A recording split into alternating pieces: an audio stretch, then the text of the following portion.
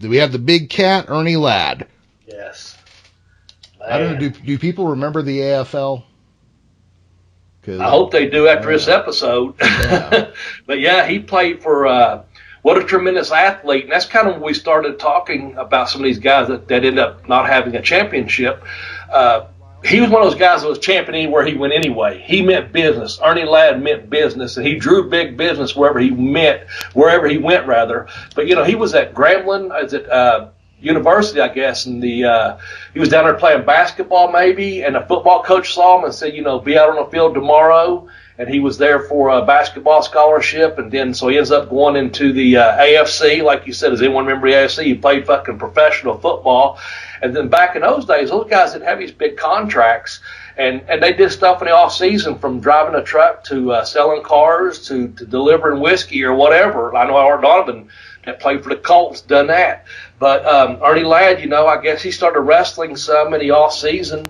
And next thing you know, he's a huge fucking wrestling star, and he was a star, and he was a champion. He carried titles and things like that from territory to territory and working. And to be as big and as strong and as agile, he was the big cat, man, Ernie Ladd. He could talk, had a good body. I know his knees gave out eventually, but don't they on all of us? No, whether you wrestle or play football, eventually your fucking knees are shot anyway. But nonetheless, man, the guy had a great mind. I heard he done great business everywhere we went. Yes, I demand time. I take time. Let me tell you something. You had Dirty Rose that you're talking about, what a big contract he had. I noticed you never had me. I made more money than any athlete around the country. I had one of the biggest contracts ever in football. I just negotiated the most fantastic contracts here from my Samoans right here on television. And you're always talking about Dusty Rose. When they talk about the big money makers, they talk about Ernie Ladd. When they talk about people doing super fantastic things, you're talking about Ernie Ladd. So why can you bring me out here and say, Mr. Ladd, what type of deals are you working out for the Samoans? I'm making plenty of money. I'm doing a fantastic job for myself and a lot of other people, and I'm taking the Samoans right along with it. So what are you trying to tell me? Dean Malenko told me, and this is no lie, I never will forget this story, of all the people Dean got to meet growing up, Dean told me one time, and this has been years ago, folks, but Dean and I was sitting around talking, bullshit around, and he said out of nowhere, he said, Bobby, he said, you know who one of the nicest guys to me when I was a young boy was? That was always so nice to me, and it was Ernie Ladd.